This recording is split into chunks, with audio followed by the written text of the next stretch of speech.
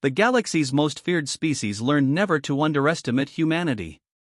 The Croth Dominion had consumed half the galaxy in just 3 centuries. A warlike species evolved on a supermassive gravity planet. Their biology was optimized for brutality: 4 arms, armor-like skin, minds bred for strategy, and no concept of mercy. They burned planets, broke civilizations, and installed obedience wherever they went. They had never lost. Until they reached Cygni 9. Cygni 9 wasn't even Earth. Just a backwater colony of humans, a minor blip in the Dominion's warpath. The Croth fleet arrived expecting minimal resistance, a quick purge, and another world to stamp into their growing empire. What they got instead was hell. Admiral Vorkal stood on the command deck of the Dreadfong, his crimson eyes scanning the battlefield in confusion. There's no central defense grid. No fleet above the planet. Why haven't they surrendered? He growled. Unknown, my lord. But, we've already lost 3 landing cruisers in the southern hemisphere, his second-in-command replied, glancing at his cracked datapad. 3? To what? Their weapons are obsolete. Not weapons, my lord. Traps. Improvised charges. Local sabotage. Vorkal's claws dug into the edge of the console. Are we being mocked? The truth was far worse. On the planet's surface, Captain Ilara Singh crouched in the mud, her combat armor smeared with ash and synthetic soot. She had the broken remains of the Crothwalkers she and her team had ambushed using reprogrammed mining bots and a remote-controlled railspike. Another one down. That's 4 in this sector alone, said a soldier beside her. Ilara smirked. Let them come. They think we're just soft colonists. In truth, Cygni 9 had been Earth's testbed for asymmetrical warfare, a quiet effort after Earth's first disastrous contact with the Croth left Luna in ruins. Every human on Cygni 9 had been trained.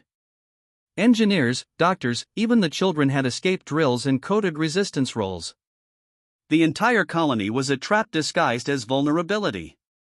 The Croth weren't invading a planet, they were walking into a calculated, adaptive defense web built by desperate survivors. Week 2 of the invasion. Croth morale was slipping. They don't fight like normal species, said Commander Graktal, a veteran of 30 wars. They disappear into terrain. Disrupt our comms. They poison our food supply. They hacked one of our own drones and used it to bomb our supply cache. Vorkal was silent. The humans were losing. Outgunned, outnumbered, and still, they kept hurting the Croth. In one instance, a single human squad used decoys and false heat signatures to trick 3 Croth cruisers into firing on each other.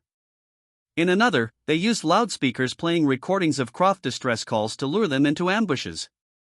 This was not war, it was psychological slaughter. A message was broadcast to the Dominion fleet on day 19. Not from Earth. Not from a government. From a child. She appeared on screen, no older than 11. Her eyes were determined. To the invaders. You think we'll beg? We won't. We remember what you did to the Mars outpost. We remember our dead. You want us gone? You'll have to kill every last one of us. The feed cut to a map. A graveyard of Croth units blinking red, destroyed, not by advanced weaponry, but by human resolve. A silence settled over the command chamber. Even Vorkal felt uncertain. These are not prey, he finally admitted. These are monsters in flesh like ours. By the 4th week, the Croth tried orbital bombardment. It didn't work. The humans had already moved underground. Their cities weren't just towns, they were honeycombs of reinforced tunnels, flooded with automated defenses and trapdoors. Drones baited the bombardments with fake thermal beacons.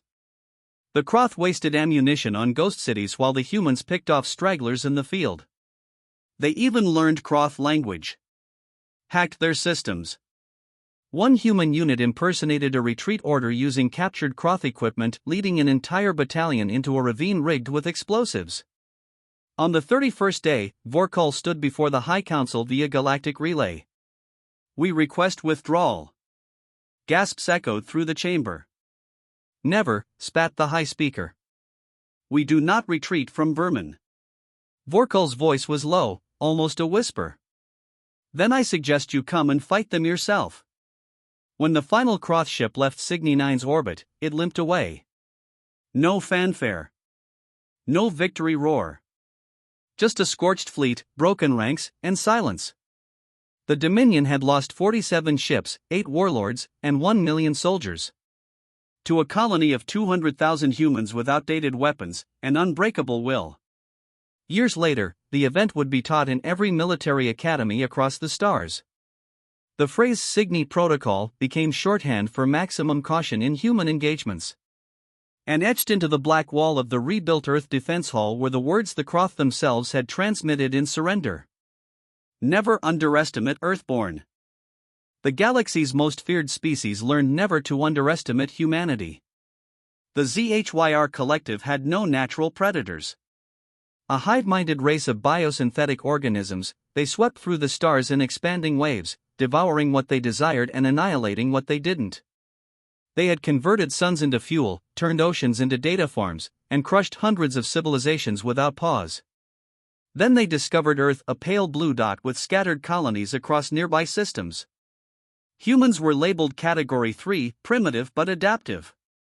A footnote in ZHYR War archives.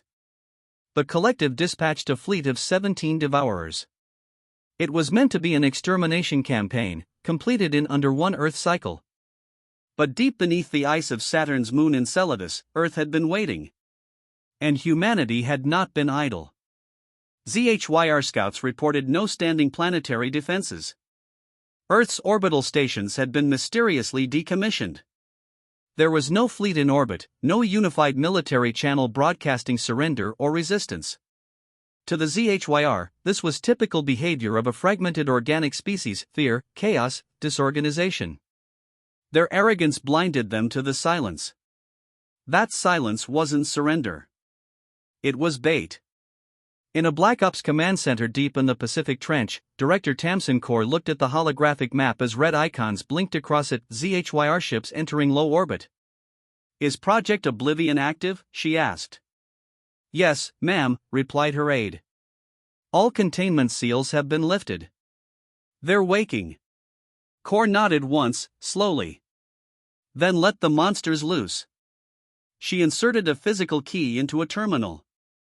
Across 7 hidden facilities on Earth and 3 more on Luna and Mars, massive cryopods hissed to life. Inside them were humans, but not ordinary ones. They were engineered. Genetically perfected, emotionless, immune to fear, hunger, and fatigue. Soldiers bred for extinction-level events. The final line of defense if Earth ever faced a foe too terrible to match. They were called Oblivion units. And humanity had just released them. Above Earth, ZHYR devourers began their orbital bombardment. Beams of antimatter and neutron plasma scorched the surface, wiping out cities, melting mountains, boiling oceans. At least, that's what they thought.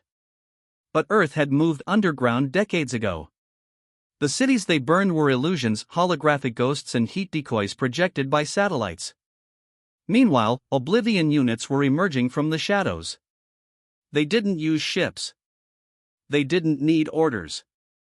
Each one had the autonomy of a tactical AI but the raw, ruthless instinct of humanity's worst war legends. In the ruins of old New York, one Oblivion soldier, Unit 17 Delta, codenamed Ash, walked through rubble, scanning. He spotted a ZHYR construct reconfiguring debris into a pulse turret. Ash didn't speak. He moved like liquid death, plasma blade in one hand, railgun in the other. A blur. The ZHYR never saw him coming. It died mid-transformation. Within 9 seconds, the entire ZHYR forward post was silent. Ash turned to the horizon. Hundreds more targets awaited. By day 4, the ZHYR were confused. Their data streams showed erratic results. Destroyed cities with no civilian corpses. Plasma strikes hitting empty ghost towns. Patrols vanishing. Then came the first ZHYR Hive commander casualty. Unit 42 Gamma took down an entire warcruiser alone. Hacked its neural node, redirected its engines into the fleet below. They tried to analyze the footage, but the data kept corrupting. Human tech wasn't just fighting them physically. It was infiltrating them. Code evolved faster than ZHYR neural firewalls. Human malware disguised as musical frequencies shut down 6 devourers mid-battle. Earth wasn't defending. It was hunting. ZHYR Collective Council meeting streamed across 11 hivecores. We were wrong. These are not primitive creatures. They planned this. They had weapons hidden in non-biological constructs. Biological AI. Sentient viruses. Who does that? They are outliers. They sacrifice logic for chaos, and that chaos is lethal. By day 9, the ZHYR suffered a catastrophic loss. Their orbital mothership, Command Node 9, vanished. No explosions. No debris. It simply blinked out of existence. Intercepted footage later revealed the truth. Humans had secretly placed a quantum singularity bomb inside the ship 10 years ago. They had been waiting. In a bunker buried below the Andes, Director Corps received confirmation. Only 3 ZHYR ships remained. Should we initiate diplomacy? Her aide asked. She shook her head. No. They came to erase us. Her fingers danced across a secure console. Now they'll learn what we buried. One final command was sent to all Oblivion units. They disappeared from Earth's surface, launched aboard stealth-capable railpods toward ZHYR-controlled systems. Humanity was no longer on defense. 3 months later, the ZHYR Collective ceased all operations in the Milky Way. Not because of military defeat. Not even due to loss of resources. But because fear and alien, illogical emotion to them had taken root.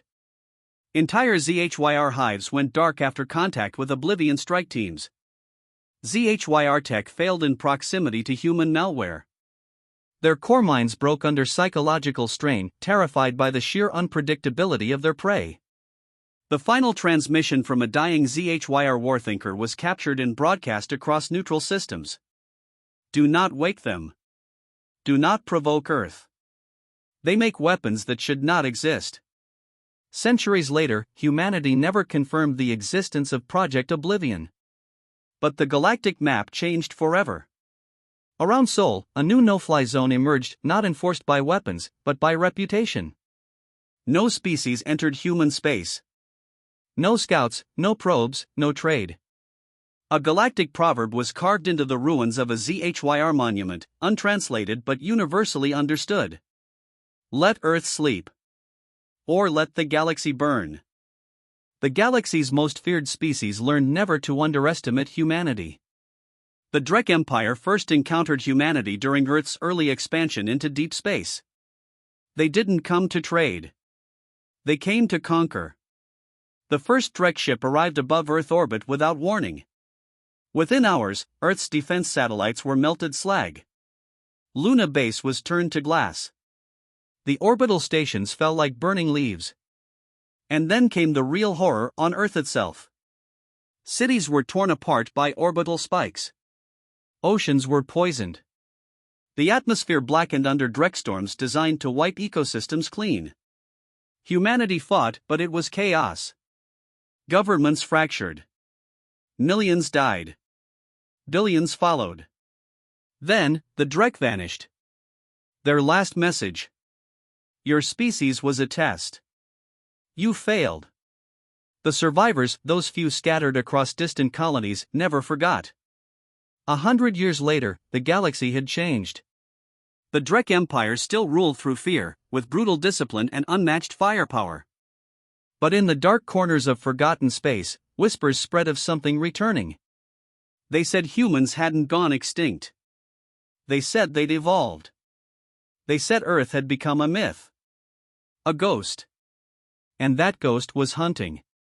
On the edge of the Drek frontier, the outpost Varan 6 was silenced in a single night. No explosions. No warning. Just silence. Its Drek defenders, 800 strong, disappeared.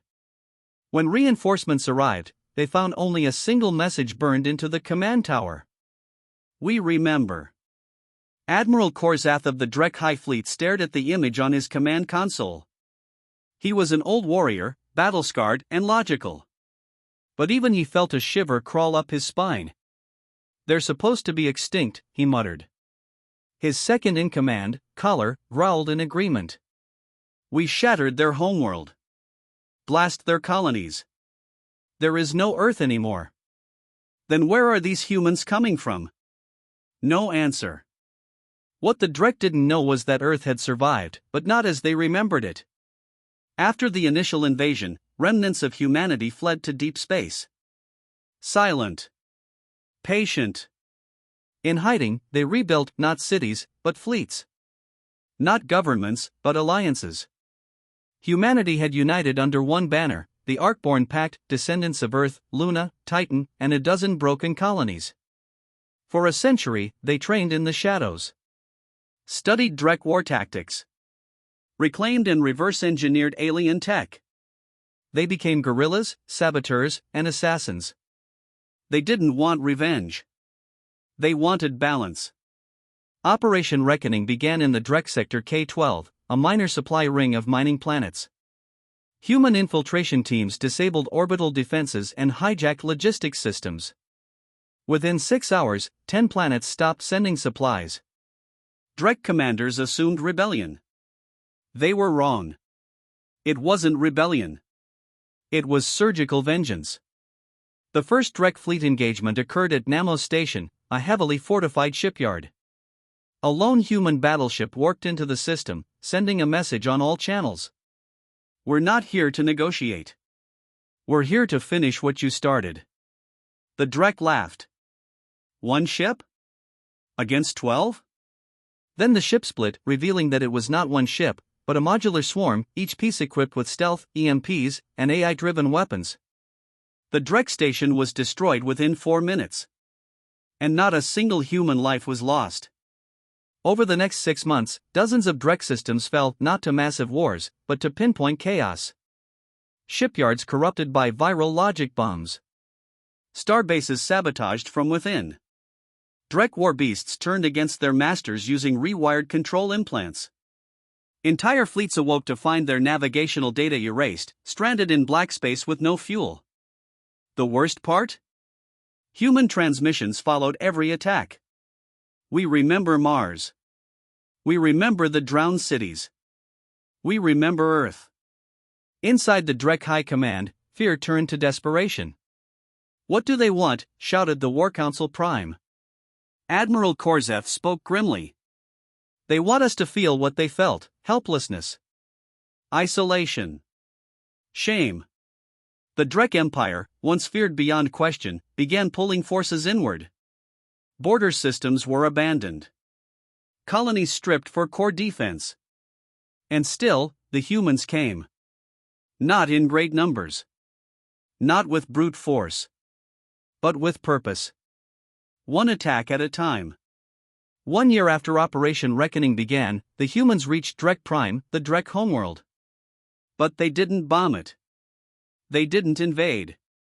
Instead, they sent a message. "We are not conquerors. We are not your reflection. We are what you made us. This war is over because you finally understand." And then they did something the Drek couldn't process. They left. Just like that. The human fleet disappeared into the void. No occupation. No conditions. Just silence. But they left behind one thing.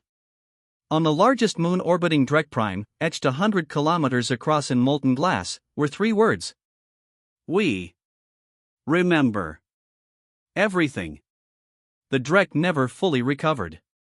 Their empire fractured within a decade. Other species rose, emboldened by humanity's return. No one dared speak of Earth as weak again. And the phrase used by human commanders whenever enemies underestimated them became legend. They started the war. We finished it.